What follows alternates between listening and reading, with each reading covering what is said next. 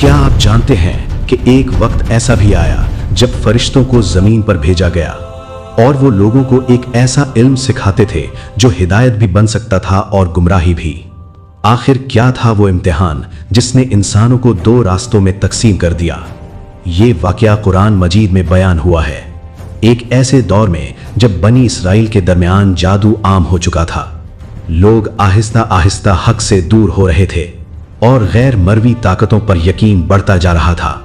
جادو کو مسئلوں کا حل سمجھا جانے لگا تھا اور شیطانی اثرات کو حقیقت سے زیادہ اہمیت دی جا رہی تھی۔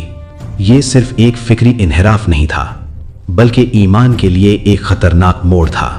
تب اللہ تعالیٰ نے ایک خاص مقصد کے تحت دو فرشتوں کو زمین پر بھیجا جن کے نام تھے ہاروت اور ماروت۔ یہ مقام تھا بابل، ایک ایسا شہر جو علم، تہذیب اور پراسرار علوم کے لیے مشہور تھا۔ یہ دونوں فرشتے لوگوں کے سامنے ایک خاص قسم کا علم بیان کرتے تھے، لیکن ہر بار ایک واضح اور سخت تنبیہ کے ساتھ۔ وہ کہتے، ہم تو صرف آزمائش ہے، بس تم کفر میں نہ پڑنا۔ یہ الفاظ صرف ایک وارننگ نہیں تھے بلکہ ایک حد بندی تھی، ایک لکیر جس کے آگے بڑھنا خطرناک تھا۔ یہاں ایک اہم نقطہ سامنے آتا ہے کہ وہ جادو کو پھیلانے نہیں آئے تھے بلکہ انسانوں کو آزمانے کے لیے آئے تھے۔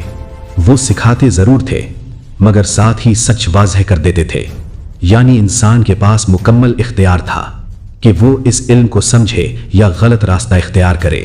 کچھ لوگوں نے اس حقیقت کو سمجھ لیا، انہوں نے خود کو اس آزمائش سے بچایا اور اللہ کی حدود کے اندر رہنے کو ترجیح دی۔ لیکن کچھ لوگ اس طاقت کے فریب میں آ گئے، انہوں نے جادو سیکھنا شروع کیا اور آہستہ آہستہ وہ اس میں ڈوبتے چلے گئے، یہاں تک کہ وہ ایسے طریقے سیکھنے لگے جن کے ذریعے شوہر اور بیوی کے درمیان جدائی ڈالی جا سکتی تھی۔ یہ صرف ایک عمل نہیں تھا بلکہ ایک معاشرتی فساد تھا۔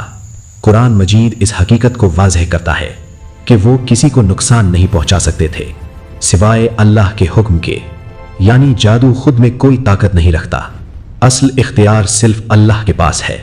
یہ واقعہ ہمیں ایک بہت بڑا سبق دیتا ہے کہ ہر علم فائدہ مند نہیں ہوتا اور ہر طاقت خیر نہیں لاتی۔ اصل کامیابی یہ ہے کہ انسان اللہ کی حدود کو پہچانے اور خود کو گمراہی سے بچائے۔